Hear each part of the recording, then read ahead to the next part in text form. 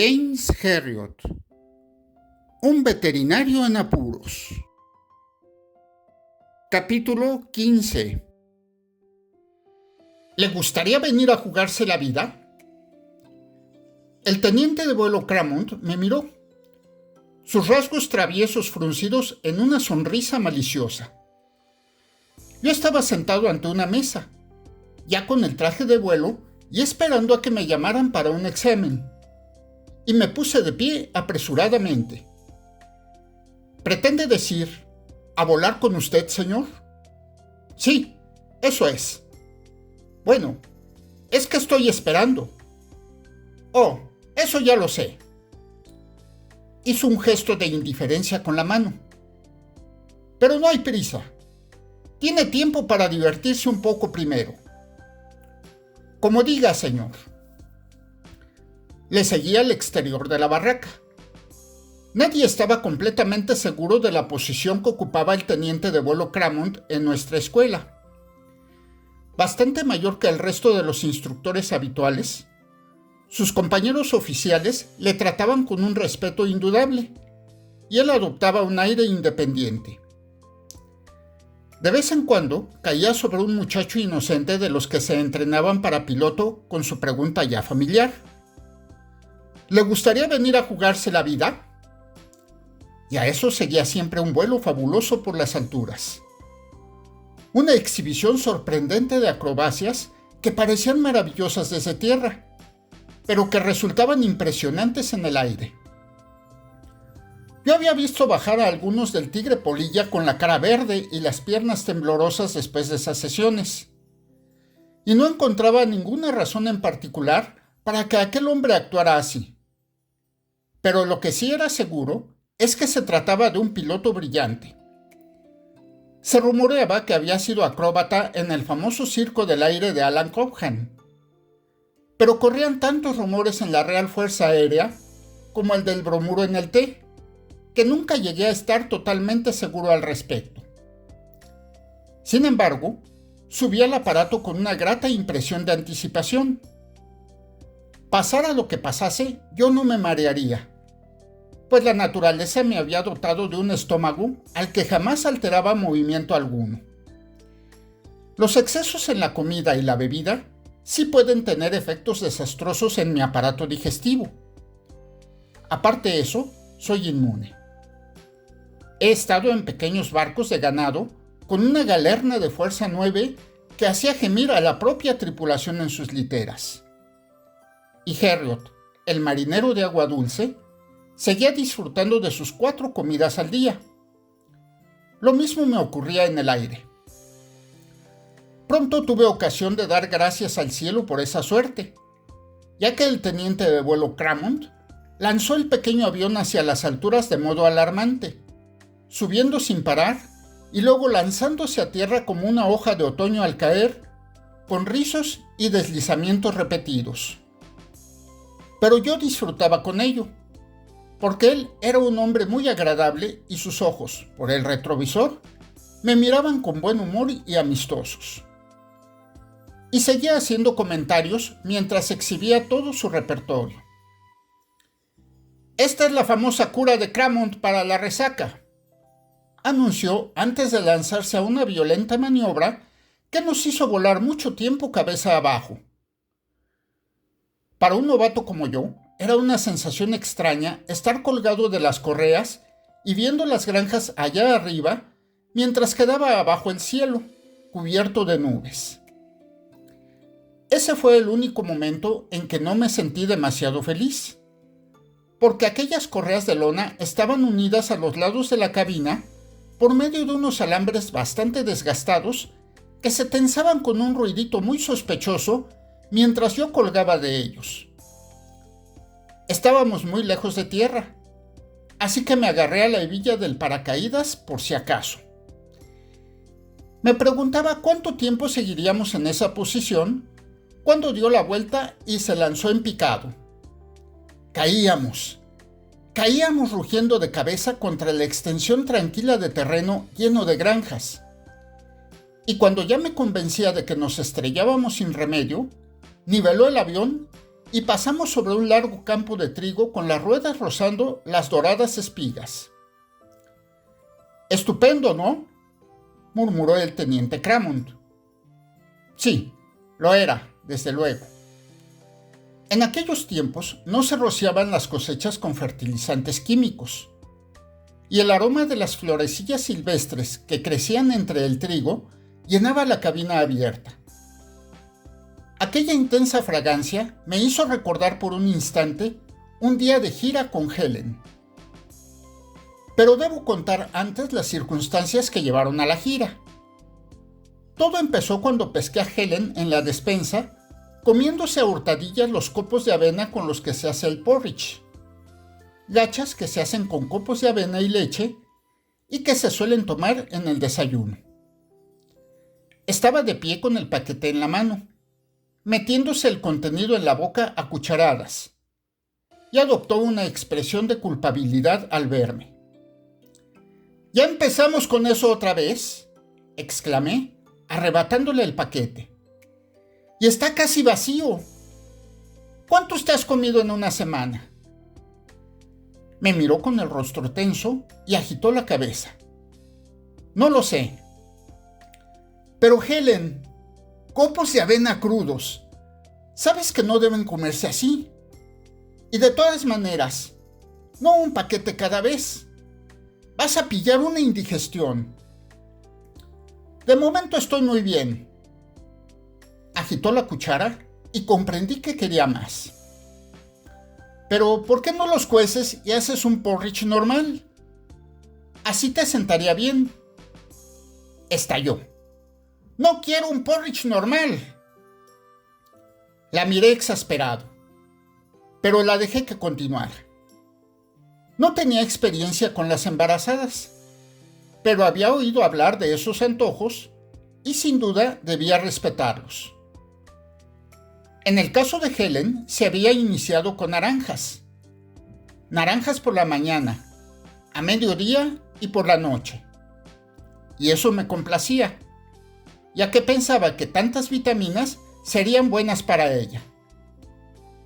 Pero no pasó mucho tiempo sin que se olvidara de las naranjas para aficionarse a los copos de avena crudos, y yo empecé a preocuparme. Sin embargo, todo era inútil. Al cabo de 1 o 2 semanas, los copos de avena perdieron su atractivo y Helen se lanzó a comer natillas. Natillas bien cocidas. Un alimento completo, con mucha leche. Y aunque se las tomaba a litros y no a platos, supuse que le sería beneficioso. Esta fase de las natillas duró algún tiempo. Siempre que subía por cualquier razón a nuestra salita dormitorio, me encontraba a Helen encogida sobre su cuenco de natillas, tragándoselo sin el menor esfuerzo, cucharada a cucharada, y mirándome con ojos ausentes. Si estaba solo y trabajando en el jardín, no tenía más que alzar los ojos hasta la ventanita sobre las tejas para ver su rostro que me miraba extático, y la cuchara subiendo y bajando desde el cuenco de natillas. Aquel plato tan alimenticio, pensé, solo podía beneficiar a mi esposa y a nuestro primer hijo. Pero antes de que acabara esa fase, se presentó el problema de los olores. Aquello fue totalmente inesperado. Ambos habíamos aceptado el hecho de que el mobiliario de que disponíamos para las comidas era algo primitivo. Una mesa desnuda, un banco de madera contra el muro y un hornillito de gas era todo lo que teníamos. Pero también era cuanto deseábamos. Así que tuve una impresión muy desagradable cuando Helen se quejó. Fue un día a la hora del almuerzo. Miró en torno, olfateando con aire suspicaz. «Hay un olor raro aquí», dijo. «¿Un olor raro? ¿Qué quieres decir?». Yo estaba totalmente desconcertado, porque casi lo único que me enojaba de mi esposa era su manía de estar siempre limpiando y fregoteando nuestro pequeño hogar. No podía haber olor alguno. Pero eso empezó a ocurrir a diario. A la hora de la comida, y en cuanto subíamos los largos tramos de escalera hasta nuestra cocina, el rostro de Helen empezaba a crisparse nada más cerrar la puerta a sus espaldas. Y llegó al colmo a finales de aquella misma semana. «Jim», dijo con aire abrumado, «me es imposible seguir comiendo aquí con este olor». El problema revestía cierta gravedad, pues el almuerzo era nuestra comida principal y Helen casi no desayunaba. Había menguado también el consumo de natillas, que a mí me tranquilizara tanto. De seguir así, sufriría de desnutrición. Entonces tuve una idea, lo que en mí no es frecuente. «Vamos a almorzar fuera», propuse. «¿Dónde?» «Al Café Lilac. Dicen que es muy bueno». Asintió con cierta vacilación. «De acuerdo, lo intentaremos. De todos modos, aquí no puedo comer». Durante un par de semanas estuve seguro de haber resuelto el problema. La comida en el Lilac era excelente y no disminuía en exceso nuestros recursos financieros tan limitados. Podía tomarse sopa, carne, patatas y 2 clases de verdura, tarta de manzana y leche, café y galletas por un chelín y 6 peniques. Helen disfrutaba con ello y yo me sentía triunfante. Solo en los días de mercado se llenaba el café de granjeros con sus esposas, que abarrotaban el lugar. Y uno de esos días de mercado cayó la bomba. Estaba tomando café y dando conversación a 2 señoras gruesas de la mesa de al lado, cuando Helen me propinó un codazo. «Jim», susurró, y sentí una premonición al ver la expresión de angustia en su rostro. «Aquí huele raro». La miré.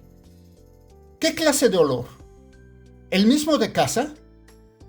«No», agitó la cabeza tristemente. «Pero es raro». «Helen, eso es pura imaginación». Alcé la cabeza y olfateé con ostentación. «No huele a nada». Pero ella salía ya a la calle y comprendí, con impresión de pérdida, que aquello era el final del Lilac.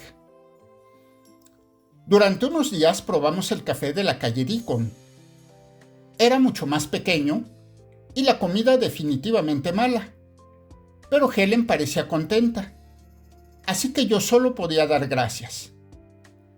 Después de todo, me dije masticando un pedazo bastante duro de cadera de vaca, ella va a tener el niño, y es lo más natural que yo trate de darle gusto en todo. Estaba pensando que aún podrían ir peor las cosas cuando Helen se inclinó sobre la mesa. «¿Es que no hueles?», preguntó con los ojos muy abiertos. Sentí que me invadía la desesperación. «¿Oler qué?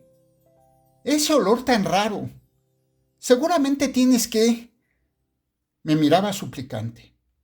«No, no lo huelo, pero tanto da. Probaremos otro sitio mañana». Darrowby no tenía demasiados cafés y solo nos quedaba uno.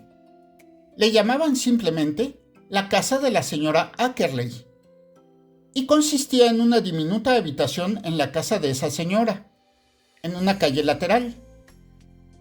La cocina era ínfima, sin paliativos, y ni siquiera la señora Ackerley tenía demasiada confianza en sí misma, porque invariablemente añadía un «tal vez no» a cada sugerencia. ¿Quiere tomar hígado? ¿O tal vez no? ¿Un salteado de setas? ¿O tal vez no? Luego, al llegar al postre, ocurría lo mismo. ¿Qué tal ciruelas y budín de arroz? ¿O tal vez no? Todo estaba mal guisado. Sin embargo, me fascinaba comprobar que tenía su clientela fija. Un viejo que trabajaba en la zapatería, una maestra solterona de mediana edad y un joven pálido y de aspecto dispéptico, al que reconocí como empleado del banco. Iban todos los días, y comprendí que estaba explorando un estrato de la sociedad de Darrowby que hasta entonces me era desconocido. Helen parecía hallar cierto humor en la situación. «Vayamos a tal vez no», decía a diario, y yo confiaba en que eso fuera buena señal. Pero una voz interior me decía que la casa de la señora Ackerley no podía durar. Estaba repartiendo desganadamente por el plato un poco de col con muy mal aspecto, cuando oí que Helen retenía bruscamente el aliento.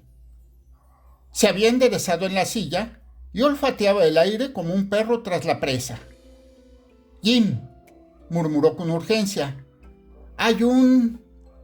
Levanté la mano. De acuerdo. No tienes que decírmelo. Vámonos». Nuestra situación era crítica. Se nos habían acabado los cafés, pero no podíamos vivir sin comer. La misma Helen encontró la respuesta. «Hace un tiempo estupendo», dijo, tomándome del brazo. «Vamos de gira mañana». Lo bueno de vivir en Darrowby es que no hay que alejarse mucho en automóvil para dejar atrás la ciudad. Al día siguiente nos sentamos en un ribazo cubierto de hierba y en el momento en que abríamos el paquete de los bocadillos, se despejó el cielo y nos envolvió el suave sol de septiembre, caldeando las piedras grises del muro a nuestras espaldas y lanzando destellos desde las aguas rápidas del río allá abajo. Detrás del muro de piedra se extendía un campo de trigo de deslumbrante belleza dorada, y la ligera brisa agitaba las espigas maduras en un susurro largo y lento que venía a traernos el aroma dulzón de las 1000 cosas que crecían más allá. Helen partió un tomate, le puso un poquito de sal y lanzó un largo suspiro de contento. «¡Qué bien huele aquí!», dijo.